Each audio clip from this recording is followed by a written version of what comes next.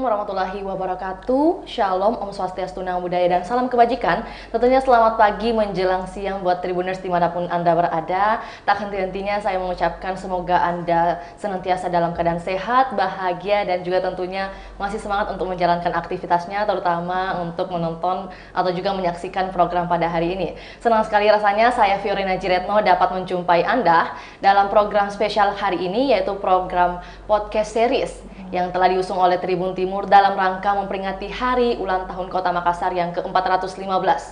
Dan juga dalam program ini nantinya kita akan mengundang dan juga berbicara terkait hal-hal yang menjadi kebanggaan juga inspirasi dari kecamatan-kecamatan yang ada di Kota Makassar. Kemudian kita akan berbincang dengan kepala wilayah yang ada di kecamatan Kota Makassar itu sendiri. Dan juga kali ini kita sudah kedatangan satu narasumber, yaitu kepala wilayah atau pimpinan wilayah kecamatan yang ada di Kota Makassar, yaitu Kecamatan Ujung Pandang, yaitu ada Bapak Syahrial Syamsuri SIP MM selaku camat dari Kecamatan Ujung Pandang. Dan tentunya tema kita hari ini yaitu akan membahas terkait pemulihan ekonomi di Kecamatan Ujung Pandang. Untuk itu langsung saja kita sapa narasumber kita hari ini. Halo, assalamualaikum Pak Syahrial. Waalaikumsalam Mbak Pio. Waalaikumsalam, ya Pak.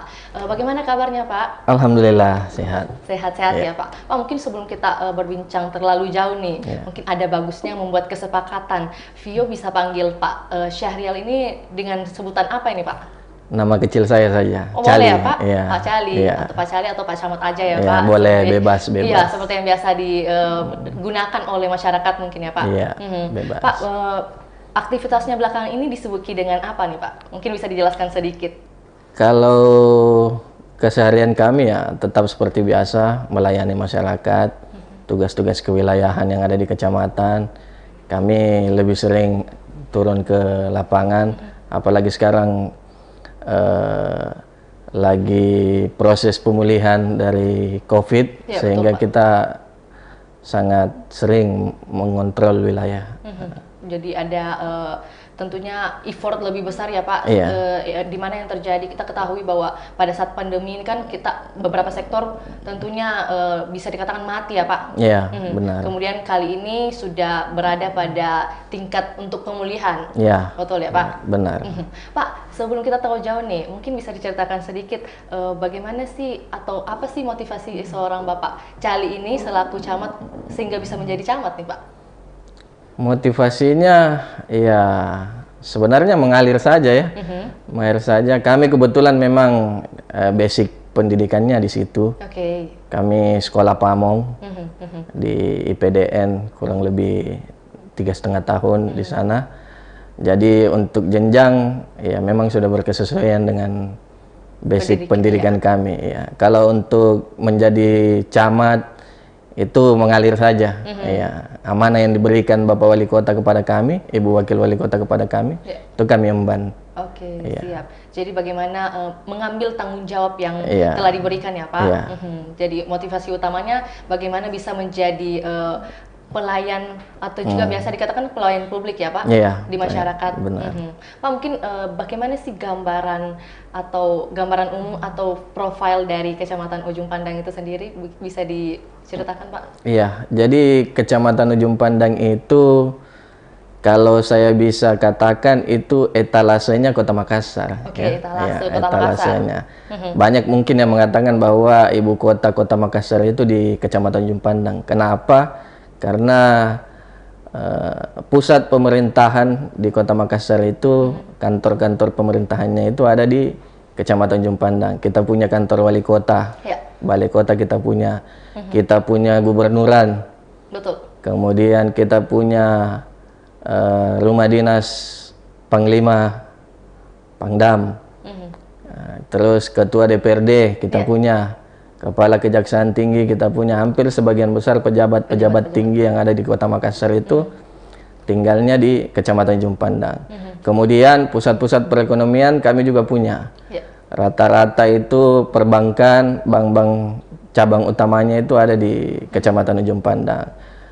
Kemudian pusat-pusat perkantoran juga, apalagi perhotelan, ya, sebagian besar ada di Kecamatan Ujung Pandang, sehingga kami bisa katakan bahwa Kecamatan Ujung Pandang itu etalase Kota Makassar. Jadi gambaran kecil Kota Makassar itu bisa kita lihat di Kecamatan Ujung Pandang. Wisatawan-wisatawan luar atau lokal maupun asing, kalau misalnya berkunjung ke Kota Makassar, yakin dan percaya pasti menginjakkan kakinya di Kecamatan Ujung Pandang. Betul. Ya, ada 15 kecamatan di Kota Makassar. Mungkin wisatawan tidak menginjakkan kaki di 15 kecamatan, tapi pasti menginjakkan kakinya di Kecamatan Ujung Pandang. Oleh sebab itu, kalau misalnya Kecamatan Ujung Pandang itu tidak bagus, berarti bisa memberikan gambaran satu Kota Makassar itu tidak bagus. Betul. Iya, Pak.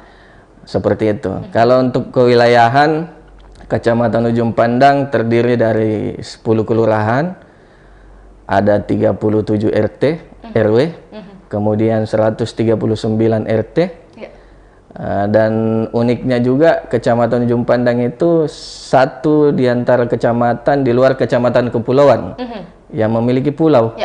Ya, jadi Kecamatan Ujung Pandang ada 4 pulau di situ. Ada Pulau Samalona, ada Pulau Gusung, ada Pulau Lae-Lae, ada Pulau Kayangan. Kami punya 4 pulau, jadi potensi pariwisata kami punya. Nah, saya kira itu gambaran umumnya ya Pak. Ya, gambaran umum dan dari juga dari penjelasan Bapak ini bahwa Kecamatan Ujung Pandang merupakan inti atau core dari Kota Makassar itu sendiri, karena di mana merupakan kecamatan yang satu-satunya memiliki kepulauan nih Pak. Seperti disebutkan bahwa ada 4 pulau yang termasuk dalam wilayah Kecamatan Ujung Pandang. Dan juga merupakan bisa dikatakan bahwa center of city Kota Makassar, karena di mana ada perhotelan, perindustrian, perbankan dan sebagainya, dan juga merupakan wilayah pemukiman dari pejabat yang ada di Kota Makassar itu sendiri ya Pak. Benar. Oke Pak, lantas menjadi pertanyaan nih, dalam Kecamatan Ujung Pandang program unggulan seperti apa yang sudah dilakukan dan juga diimplementasikan dari pemerintah kota nih Pak? Sebenarnya kami punya banyak program unggulan, tetapi muaranya program kami itu tetap mengacu ke visi misi Bapak Wali Kota dan Ibu Wakil Wali Kota. Jadi setiap program yang kami laksanakan itu, kami upayakan itu adalah penjabaran dari visi misi dari Bapak Wali Kota dan Ibu Wakil Wali Kota.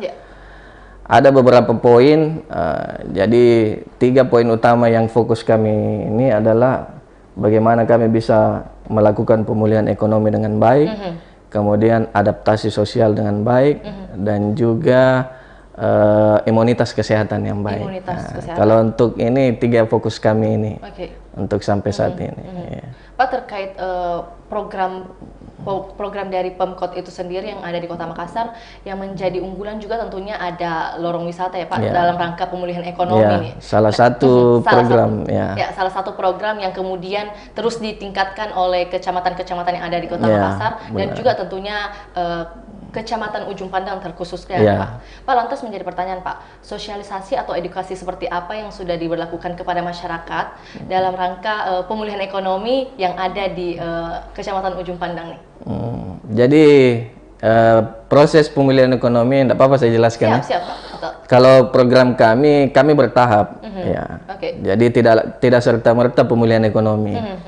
Tadinya kan di 2 tahun ke belakang kita betul-betul dilanda yang namanya COVID, sehingga itu berpengaruh ke ekonomi masyarakat. Yang pertama yang kita lakukan itu adalah bagaimana memastikan imunitas masyarakat kita kembali kuat dan normal. Nah, itu kita lakukan dengan program-program vaksinasi, bekerja sama dengan Tripika yang ada di kecamatan. Kami door to door.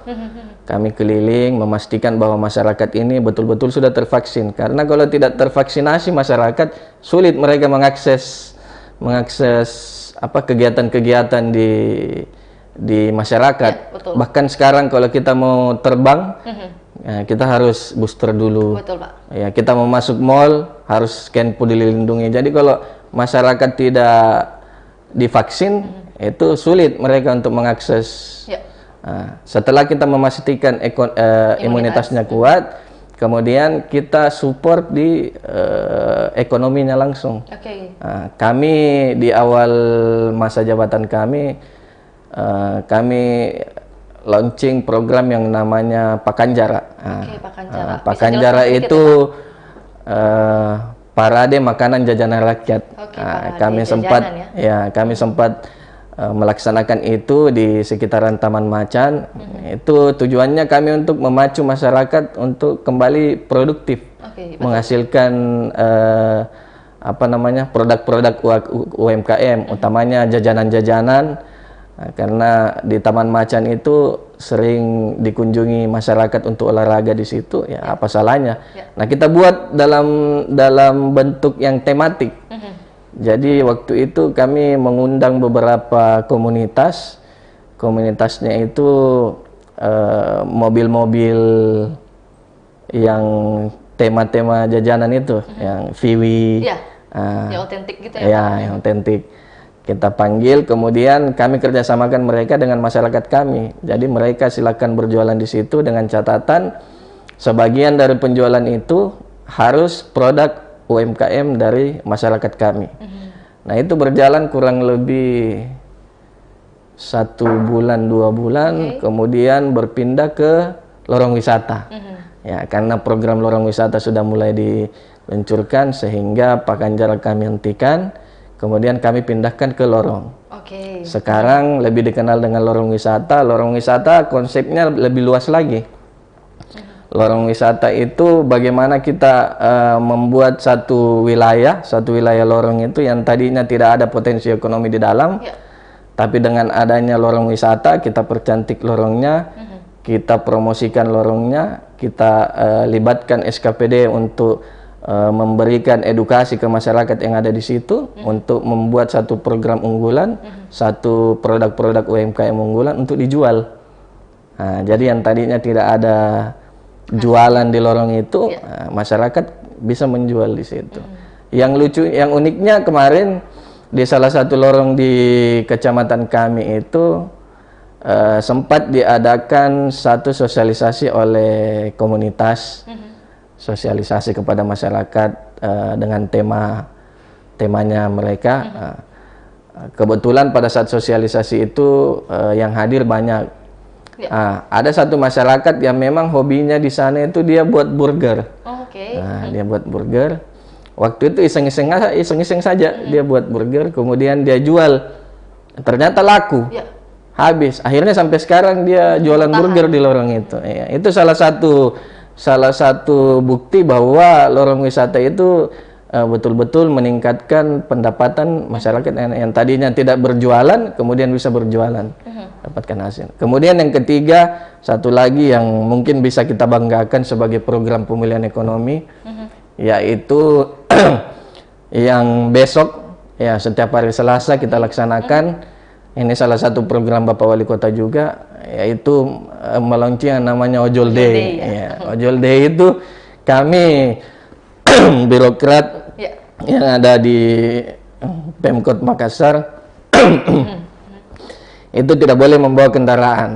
Kita harus pakai ojek ke kantor. Jadi rutinitas itu. Saya minum dulu ya. Silakan Pak. Jadi rutinitas itu kemudian yang memacu juga pertumbuhan ekonomi yang ada di masyarakat. Mungkin bisa dikatakan bahwa pemulihan ekonomi sudah dilakukan oleh Kecamatan Ujung Pandang ini dimulai dari Pakanjara itu ya Pak. Kemudian berlangsung, maksudnya ada peningkatan nih ke tujuannya ke lorong-lorong yang ada. Nah Pak, menjadi pertanyaan bagaimana sih kondisi lorong-lorong yang ada sebelum diubah sedemikian rupa menjadi lorong wisata? Mungkin bisa dijelaskan sedikit nih. Dulu ya bagaimana lorong itu kan stigma masyarakat itu kan kalau kita masuk di lorong itu kalau istilah nama Makassar itu daerah Texas, bahaya, gelap. Kalau di lorong itu banyak anak-anak muda yang cuman duduk-duduk, tidak ada kerjaan, itu biasanya rese jadinya kan. Betul. Tapi itu cuma stigma masyarakat. Padahal ternyata di lorong wisata itu sangat berpotensi. Buktinya sekarang lorong wisata banyak menghasilkan produk-produk UMKM yang menjadi unggulan Kota Makassar. Nah, berbicara produk-produk unggulan kota UMKM itu sendiri yang ada di Kecamatan Ujung Pandang, Pak. Apa sih produk-produk unggulan yang sudah lahir dan juga menjadi potensi nih Pak yang bisa dibanggakan? Kalau kami yang banyak dikenal itu, Mbak Vio tahu enggak sop ubi lorong? Tahu Pak, tahu. Nah, itu wilayah Kecamatan Ujung Pandang itu. Nah, Jadi sop ubi Datu Museng ya, yang betul, di lorong. Itu salah satu produk kuliner Kecamatan Ujung Pandang yang sangat dikenal. Kemudian kalau di daerah mana lagi tuh ya? Sebenarnya banyak sih. iya. Tapi mungkin yang Iya, menjadi sorotan dan diingatan Bapak ini yang paling kalau untuk produk-produk daur ulang Iya. ya banyak juga. Kerajinan-kerajinan tangan ya banyak ya dia dibuat. Apalagi kan kita tahu bahwa di Kecamatan Ujung Pandang ini terkenal dengan selain pusat kota dan juga menjadi tempat kuliner ya Pak. Iya, kalau kulinernya banyak. Iya, betul. Dan satu unggulan yang berkesan ini adalah sop ubi yang dikatakan oleh Bapak itu ini. cuma salah satu. Iya, salah satu. Tentunya masih banyak yang lainnya Pak ya. Pak, lantas total lorong wisata yang ada di Kecamatan Ujung Pandang sampai saat ini sudah ada berapa Pak? Kalau yang kami target tahun ini 70. Oke, 70. Ya, kami target 70 tuntas untuk di tahun ini. Untuk progresnya sudah hampir semua. Kurang lebih sudah di angka 80 sampai 90%. Pak, dari lorong wisata ini kan boleh dikatakan secara teknis pengelolaan lorong wisata yang ada ini dibuat seperti apa? Mungkin seperti yang kita ketahui ada beberapa informasi bahwa ada pemasangan paving block atau granit. Kalau dari Kecamatan Ujung Pandang ini bagaimana Pak sistem pengelolaannya? Kalau untuk pengadaannya, dari pengadaan itu kami disupport oleh SKPD terkait yang dikatakan tadi Mbak Vio itu. Kalau untuk granitnya kami disupport PU. Kemudian untuk masyarakatnya itu untuk izin-izin usahanya mereka kami disupport Dinas Penanaman Modal. Kemudian kami juga dapat support untuk digitalisasi lorong melalui CCTV dari Dinas Kominfo. Jadi banyak dinas yang masuk. Tapi untuk pengelolaannya itu kami sudah membentuk yang namanya Dewan Lorong. Ya, Dewan Lorong itu beranggotakan 3 orang di setiap lorong. Satu dari unsur yang dituakan di situ. Kemudian satu dari unsur perempuan. Gender, kemudian satunya dari milenial. Jadi 3 unsur ini yang akan berkolaborasi untuk melakukan pengelolaan terhadap aset-aset yang ada di lorong tersebut. Jadi selama ini kan kalau misalnya pemerintah melaksanakan satu program di satu wilayah, itu biasanya pada saat di launching saja bagus, tapi keberlanjutannya tidak ada biasanya. Oleh sebab itu kami membentuk yang namanya Dewan Lorong yang tujuannya apa? Supaya Dewan Lorong ini yang akan proaktif untuk membuat program ini bisa berlanjut lagi, sekaligus menjaga aset-aset yang ada di lorong tersebut. Berarti bisa dikatakan progres dari adanya Dewan Lorong ini sangat membantu ya Pak? Iya, pasti. Dari menjaga potensi-potensi ada juga meningkatkan ya Pak? Iya. Betul. Pak, kalau boleh tahu bagaimana sih bentuk pembinaan? Kan kalau boleh dikatakan ada tiga orang nih yang ada di Dewan Lorong, yang salah satunya adalah milenial nih Pak. Iya. Bagaimana sih cara mengajak atau juga membina milenial yang ada di lorong-lorong wisata khususnya Kecamatan Ujung Pandang Pak? Kalau mengajaknya sih biasa saja ya. Tapi antusiasnya lumayan bagus. Kami cuman sekali mengajak, mereka langsung mau karena mungkin mereka lihat potensinya. Bahkan untuk proses digitalisasi lorong melalui barcode itu di sebagian lorong kami, Dewan Lorong milenialnya itu yang buat barcode-nya. Iya, barcode lorong yang kalau kita scan melalui HP itu sudah muncul potensi-potensi lorong. di handphone kita. Itu yang buat barcode-nya itu di sebagian wilayah kami adalah Dewan Lorong yang milenial. Oke. Ya, kita tidak bisa pungkiri bahwa kalau untuk mungkin dari segi melek teknologi, Ya, betul, Pak. ya milenial lebih unggul di situ. Jadi bisa dikatakan bahwa perkembangan dari digitalisasi yang ada di lorong wisata ini Iya. tidak lepas dari bantuan atau juga campur tangan dari kaum-kaum milenial Iya, itu benar, sendiri ya, Pak? benar. Pak, kabarnya juga Bapak Wali Kota kita yaitu Bapak Dani Pomanto kan telah mengunjungi lorong yang ada di Kecamatan Ujung Pandang ini, Iya. yaitu lorong Haderslev ya, Pak? Haderslev. Yang kemudian dikatakan bahwa memiliki potensi besar. Nah, Iya. menjadi pertanyaan nih Pak, potensi apa saja yang dimaksud nih potensi besar sehingga bisa dikabarkan bahwa kunjungan ini sangat luar biasa?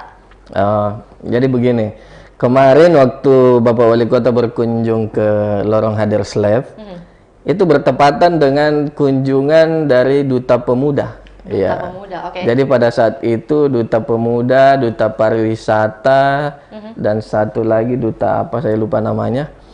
Mereka mengadakan satu kegiatan yang namanya Japa Lorong. Japa Lorong. Ya, jadi mereka jogging, Oke. pagi jogging, setelah jogging mereka singgah ke lorong wisata. Nah, di lorong wisata itu mereka melaksanakan kegiatan panen tanaman produktif, sayur-sayuran yang ada di lorong wisata. Kemudian mereka melaksanakan kegiatan lomba masak dengan memanfaatkan hasil panen sayuran tadi. Jadi pas bersamaan kegiatan itu, pas juga Pak Wali Kota datang ke situ sehingga ramai.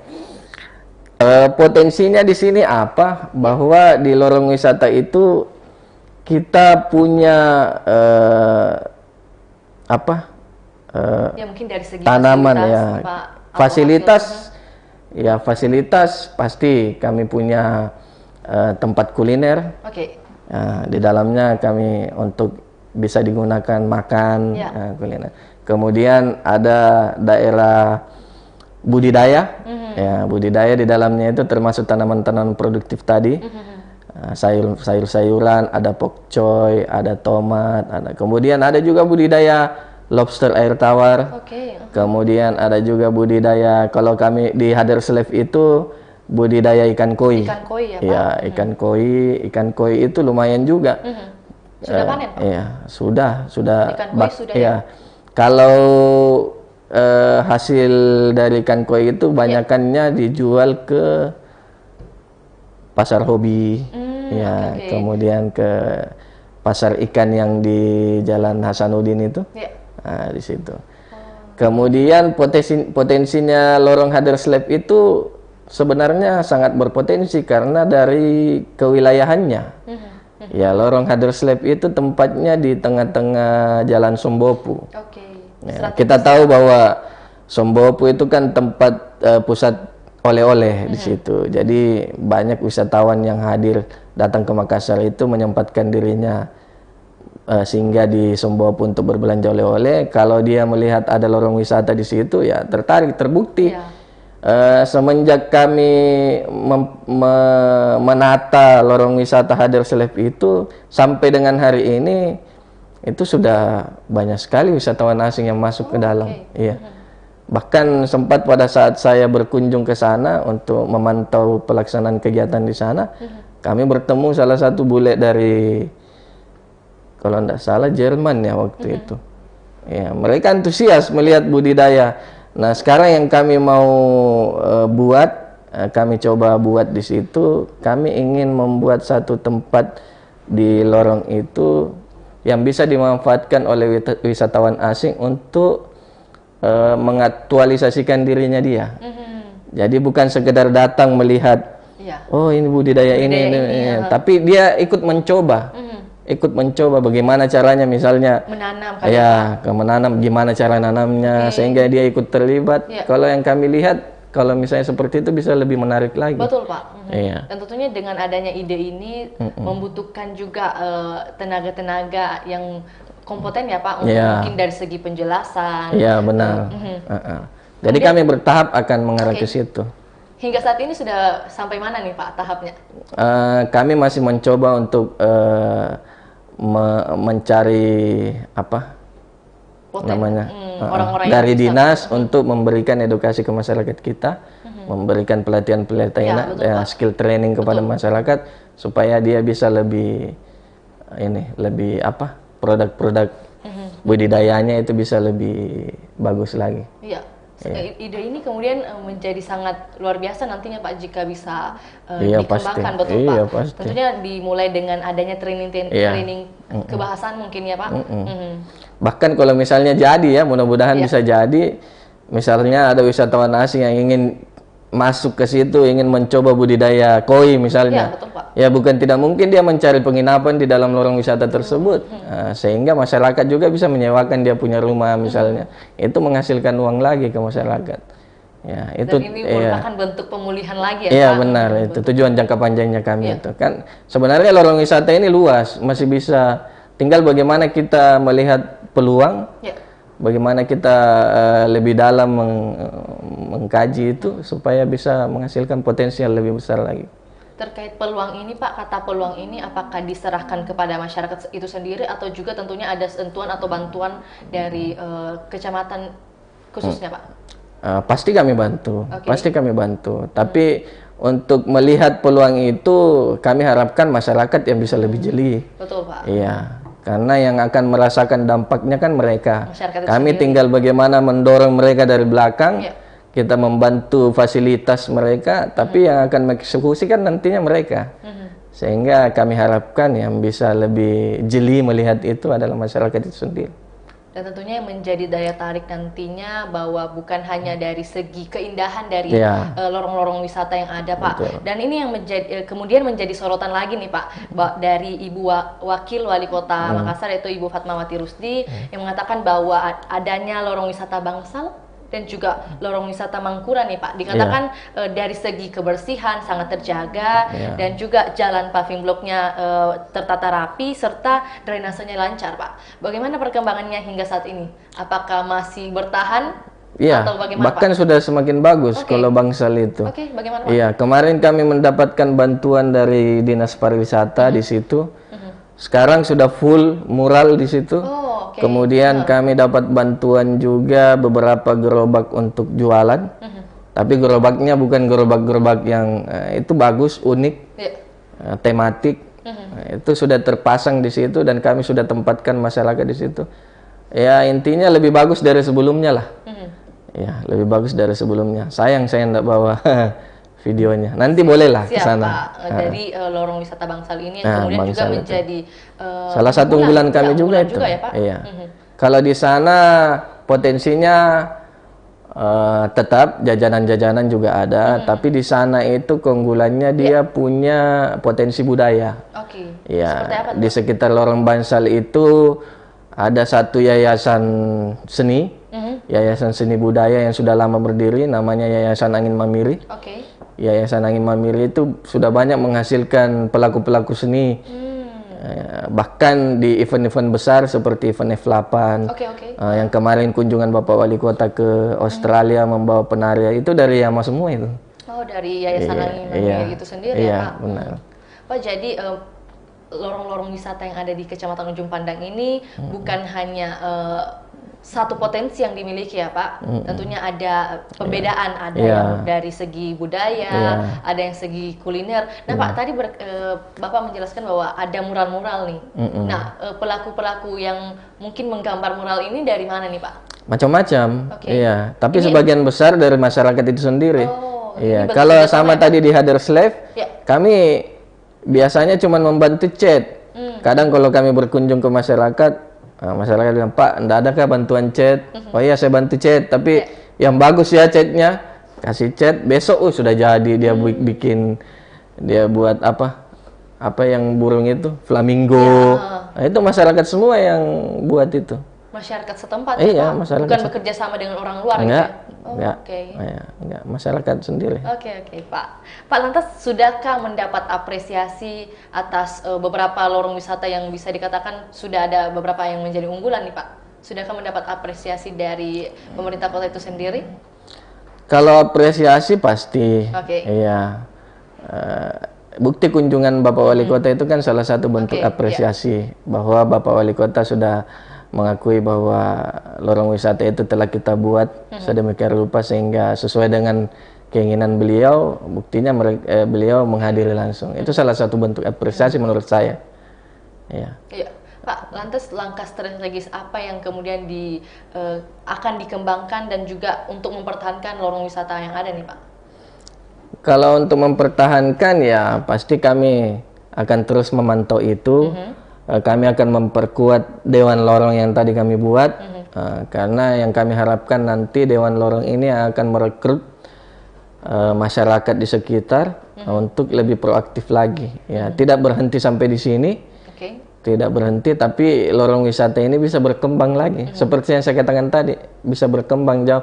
Tinggal bagaimana masyarakat melihat potensi itu, melihat melihat peluang. Ya, kalau misalnya dia jualan jajanan hari ini, ya besok mungkin jualan makanan besar, makanan berat.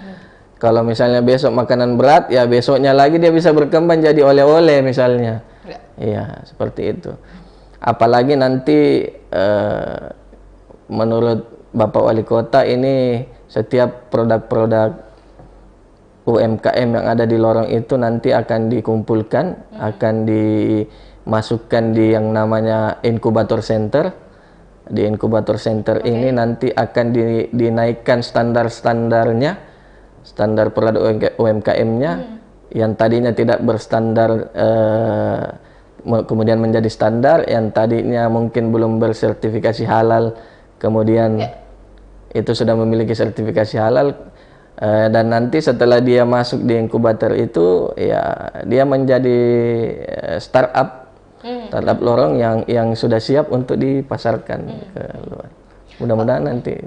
Pak, berkaitan dengan hal ini, seperti yang dijelaskan oleh Bapak ini kan tentunya kita berharap bahwa UMKM yang ada di lorong-lorong Kecamatan Ujung Pandang itu sendiri bisa menghasilkan produk-produk unggulan nih, Pak. Pak, menjadi pertanyaan, sebenarnya produk unggulan dari UMKM itu sendiri mungkin ada yang berbentuk kemasan. Ya. Itu seperti apa sih, Pak, yang sudah ada hingga saat ini? Banyak. Kemarin itu Bapak Wali Kota sempat coba juga. Kalau di lorong Haderslab itu ada minuman kemasan dari kurma ya, kalau nggak salah. Minuman kemasan ya, Pak? Iya, kurma. Tapi itu kan masih belum, yang saya katakan tadi belum berstandar. Nanti kami harapkan setelah masuk di inkubator center itu sudah berstandar, sudah punya label, sudah punya sertifikasi halal sehingga kita bisa pasarkan lebih jauh. Kemudian ini belum lama, dua hari yang lalu kalau nggak salah, masyarakat di situ berinovasi lagi. Jadi dia buat es krim pokcoy. Es krim pokcoy. Iya, es krim pokcoy. Jadi tanaman pokcoy itu saya nggak tahu bagaimana diolahnya sehingga bisa jadi es krim. Saya belum coba juga, Pak Lurahnya sudah coba. Dia sampaikan ke saya, dicoba dulu Pak, ya nanti saya coba. Itu kalau misalnya bagus, jadi kita buat kemasan itu bisa menjual. Betul, Pak. Dan tentunya inovasi ini diharapkan bisa bertahan dan juga terus meningkat, Pak. Benar. Apalagi kan menjadi pertanyaan, bagaimana sih pengolahan dari pokcoy ini yang kita tahu bahwa pokcoy ini adalah sayuran ya, Pak. Kemudian diolah menjadi es krim. Es krim ya. Saya juga bingung gimana caranya. Tapi itulah kreativitas masyarakat di situ. Nantinya perlu dicoba nih, Pak. Iya, boleh. Silakan ke Haderslab. Kan belum dicoba nih, Pak. Silahkan. Siap, Pak. Pak, mungkin kalau kita berbicara tentang pemulihan ekonomi, sebenarnya kita tidak lepas dari bagaimana pelayanan yang ada juga di Kecamatan Ujung Pandang itu sendiri kan, bagaimana pelayanan yang baik tentunya menghasilkan perekonomian yang stabil nih, Pak. Bisa dikatakan bagaimana sih bentuk pelayanan-pelayanan yang diberikan dari Kecamatan Ujung Pandang itu terhadap masyarakat, Pak? Pelayanan ya sama seperti kecamatan-kecamatan lain. Intinya pelayanan itu adalah bagaimana masyarakat itu puas. Ya, tidak ada target lain selain bagaimana masyarakat itu bisa puas menikmati layanan kita. Jadi tergantung keinginan masyarakat. Sepanjang itu memang kebutuhannya mereka yang mereka butuhkan dari kami, ya kami pasti akan siapkan itu. Kami akan upayakan itu. Apakah ada inovasi-inovasi yang diberikan terkait pelayanan publik, Pak?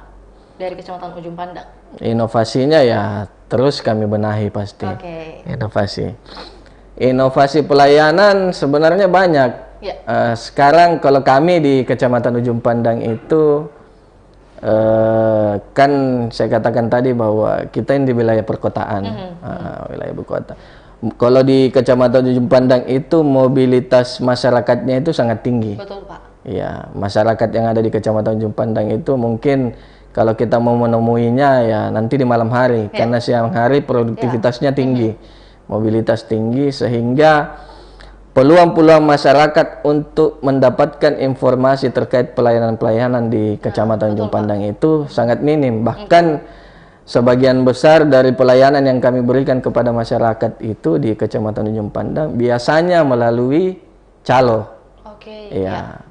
Jadi bukan masyarakatnya langsung. Anggaplah misalnya saya ingin mengurus izin mendirikan bangunan misalnya. Yang datang itu bukan pribadinya saya, tapi ya orang yang suruhan atau apa. Sehingga masyarakat itu yang banyak mendapatkan informasi terkait pelayanan itu bukan masyarakatnya langsung, tetapi calo-calonya. Nah, itu yang kami mau buat satu inovasi sehingga setiap masyarakat itu tetap bisa mendapatkan informasi walaupun dia tidak ke kantor lurah. Kami sudah membuat satu website kecamatan yang bisa diakses siapa saja. Itu berisikan informasi-informasi terkait dengan pelayanan yang ada di kecamatan, termasuk berita-berita update terkait dengan program yang kami laksanakan. Kemudian nantinya ke depan kami ingin mencoba di website itu bisa terhubung langsung ke pelayanan. Oke. Ya, jadi masyarakat tinggal membuka website itu, ya memilih jenis layanan apa yang ingin mereka ajukan, tinggal klik di situ, masukkan dokumen-dokumennya, nanti jadi, baru diinfokan. Mudah-mudahan nanti bisa, kalau misalnya jadi kita tinggal antarkan ke rumahnya, sehingga lebih memudahkan. Karena kami paham bahwa di kecamatan perkotaan seperti kami itu, ya mobilitas masyarakatnya tinggi, tinggi. Saya yakin kalau seperti Mbak Vio, kalau misalnya punya kerjaan tapi mau ngurus sesuatu di situ, nanti aja itu betul, Pak. kerjaan saya lebih penting. Muncullah pertanyaan ini, Pak, kan menjadi pertanyaan mungkin bagi masyarakat yang sedang menonton juga, bagaimana sih kalau misalnya ada urusan atau surat-surat yang mau diurus, sedangkan kita mungkin punya kendala nih, Pak. Mungkin apakah seperti yang dijelaskan bahwa sudah ada website yang disediakan oleh Kecamatan Ujung Pandang itu sendiri untuk dapat diakses ya, Pak. Dan tentunya akan terus dikembangkan nih, Pak. Akan dikembangkan. Siap, pastinya. Pak, terkait tema hari ini nih, mungkin kita agak mundur sedikit nih. Bagaimana sih kondisi perekonomian pada masyarakat Kecamatan Ujung Pandang itu sendiri pada saat pandemi nih, dan juga transisi menuju endemi seperti sekarang ini, Pak? Mungkin bisa dijelaskan sedikit. Kalau pada saat pandemi itu betul-betul terasa ya, Mbak, karena banyak masyarakat yang kehilangan pekerjaan pada saat pandemi. Kami lihat itu, kami lihat betul itu. Bahkan karena di wilayah kami itu banyak tempat-tempat tempat-tempat sosial ya, tempat-tempat berkumpul. Taman Macan kami punya, Karebosi kami punya, Anjungan Pantai Losari kami punya. Di beberapa tempat itu, tempat-tempat itu sepi. Pada saat pandemi itu sepi sekali. Yang tadinya banyak aktivitas perekonomian di situ, orang berjualan, orang membeli di situ. Pada saat pandemi itu sepi. Kemudian beberapa pangkalan-pangkalan ojek di sekitar wilayah kami yang tadinya ramai, tiba-tiba sepi pada saat pandemi. Kalau untuk sekarang ya alhamdulillah sudah mulai membaik, bahkan di kantor itu untuk izin-izin pelaksanaan event dalam satu minggu itu banyak sekali event-event, karena kalau untuk melaksanakan satu event itu harus memiliki izin dari Satgas Covid. Kebetulan di kecamatan camat selaku ketua Satgas Covid, jadi setiap event itu harus bersurat dulu. Nah sekarang itu jumlah event di Kecamatan Ujung Pandang dalam satu minggu itu pasti ada event-event. Nah kalau banyak event berarti banyak kunjungan. Kalau banyak kunjungan berarti potensi berjualan semakin banyak. Kalau potensi berjualan meningkat berarti perekonomian bisa meningkat. Iya. Saya kira sekarang sudah mulai membaik. Mulai menata kembali ya iya. Pak. Pak, terkait kan tadi dikatakan bahwa wilayah kecamatan Ujung Pandang ini kan bisa dikatakan luas dan juga merupakan center. Seperti yang diketahui bahwa mungkin ada kegiatan-kegiatan Car Free Day. Car Free Day ya? Yang sudah berlangsung hingga saat ini di mana Pak?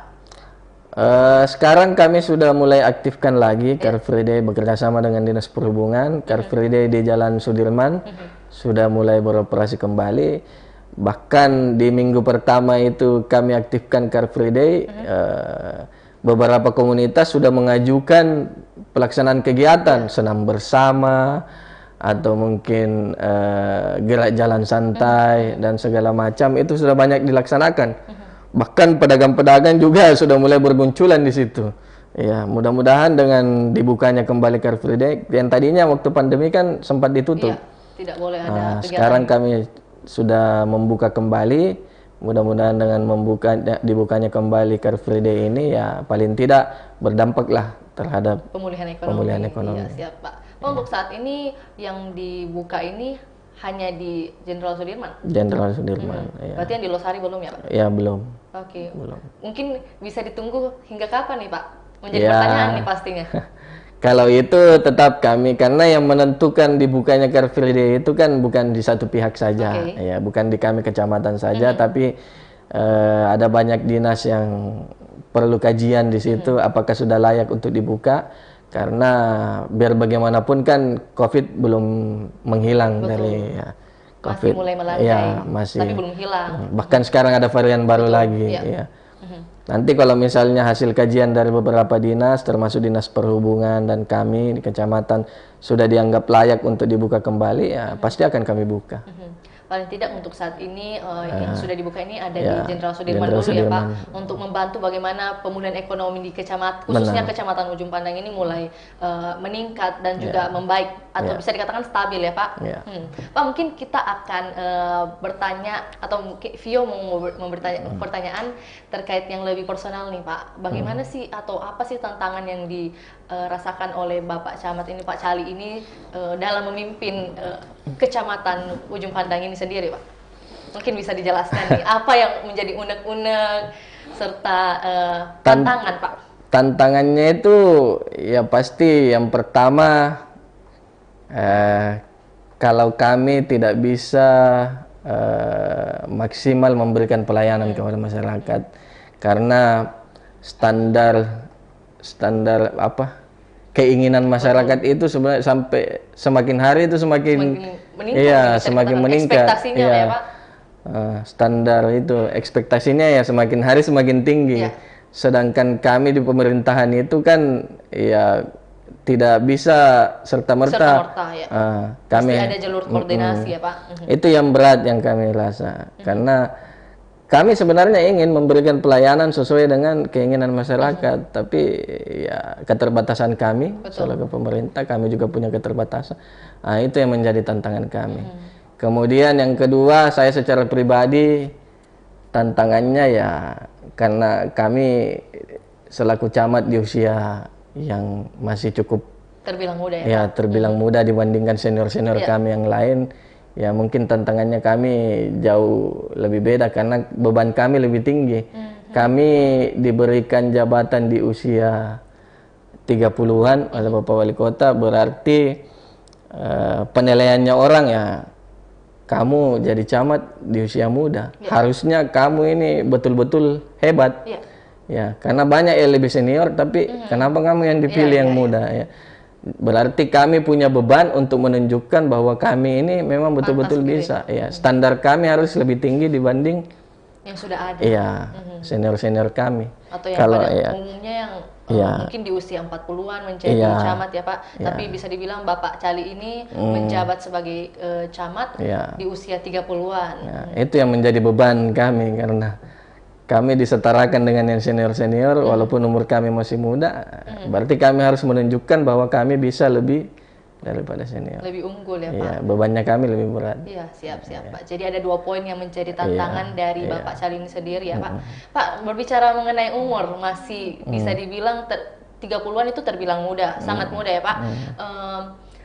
Apa sih target kedepannya dari seorang Pak Cali ini sebagai camat? Apakah mungkin nantinya mau ke arah mana? Apalagi kalau dibilang kan masih muda nih Pak. Kalau saya begitu aja Mbak, saya ngalir aja, ya ngalir aja. Di mana pimpinan memberikan amanah kepada kami, ya di situ kami mengabdi. Siap. Itu saja. Jadi untuk saat ini masih mengikuti Iya. aliran ya Pak, aliran Iya. air Iya. kemana dibawanya dan disitulah berhenti, Iya, gitu ya benar. Pak. Oke siap Pak. Pak mungkin terakhir nih sebelum memberi ucapan hari ulang tahun buat Kota Makassar, apa sih harapan atau closing statement yang bisa diberikan dari Pak Cali selaku camat, atau juga mungkin ada imbauan yang mau disampaikan kepada masyarakat khususnya di Kecamatan Ujung Pandang? Ujung Pandang, silakan. Sini ya. Siap. Oke. Sini Pak. Jadi kami sangat mengharapkan bahwa masyarakat kami yang ada di Kecamatan Ujung Pandang bisa bersinergi dengan kami pemerintah di kecamatan untuk bagaimana sama-sama kita mensukseskan program pemerintah yang telah dilaksanakan di wilayah kita. Utamanya yang sangat gencar-gencarnya kami laksanakan sekarang adalah lorong wisata. Kami harap bahwa setiap elemen masyarakat yang ada di lorong bisa bahu-membahu membuat wilayah kita menjadi lebih baik, bisa lebih menghasilkan, dan bisa lebih dipromosikan keluar untuk bisa menjadi kunjungan dari masyarakat luar, sehingga dampaknya itu bisa dirasakan sendiri oleh masyarakat yang ada di Iya, lorong. siap. Jadi pada intinya imbauan yang bisa diberikan oleh Bapak Cali ini buat masyarakat yang ada khususnya di Kecamatan Ujung Pandang untuk bagaimana mengupayakan potensi-potensi yang ada di kecamatan itu Dan sendiri bersinergi dengan dan pemerintah. bersinergi dengan pemerintah kota nih Pak. Pak, terakhir nih mohon kesediaannya untuk Bapak Cali selaku camat dari Kecamatan Ujung Pandang untuk mengucapkan selamat hari jadi buat Kota Makassar yang ke-415 serta harapannya. Silakan Pak. Ya baik, Assalamualaikum warahmatullahi wabarakatuh. Saya Syahrial Samsuri, Camat Ujung Pandang, mengucapkan selamat hari jadi kotaku yang tercinta, Kota Makassar ke-415, di usia yang sudah cukup lama ini, sudah cukup panjang ini, sudah berbagai macam torehan-torehan prestasi, sudah berbagai macam torehan sejarah yang telah kita perbuat di Kota Makassar. Mudah-mudahan dengan hari jadi ke-415 ini bisa membuat Kota Makassar kita jauh lebih baik daripada sebelumnya, bisa jauh lebih membanggakan, kotanya aman, kotanya nyaman, masyarakatnya damai, masyarakatnya sejahtera, dan semua yang hadir di Kota Makassar, masyarakat luar yang hadir di Kota Makassar bisa membawa nama baik, bisa membawa cerita baik pada saat mereka pulang ke kampungnya, bahwa Makassar itu adalah kota yang layak kita kunjungi. Makassar itu adalah kota yang sangat bagus dan sangat menarik untuk dikunjungi. Saya kira itu. Siap, luar biasa sekali. Mari kita beri aplaus yang meriah buat Pak Cali pada hari ini. Dan tentunya kita juga semua ini kalangan, tentunya masyarakat Kota Makassar, tentunya bagaimana juga mengaminkan doa dan harapan dari Pak Cali yang sudah disebutkan tadi. Dan juga saya sendiri Pak mau mengucapkan terima kasih banyak karena sudah Pak Cali ini sudah mau menyempatkan waktunya hadir langsung di studio Tribun Timur di sela-sela kesibukan yang ada nih Pak. Dan juga tentunya sudah mau berbagi informasi, edukasi serta pengalaman bagaimana memimpin wilayah kecamatan yang ada di Kota Makassar. Siap Pak.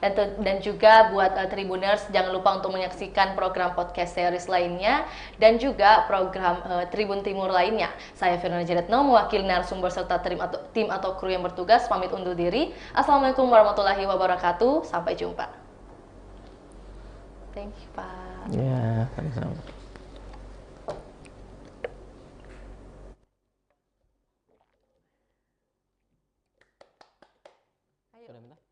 Foto dulu Pak. Mau foto dulu. Ini di YouTube, Di? Iya di YouTube Pak dan Facebook. Streaming ya? Iya live. Di share gitu tadi linknya.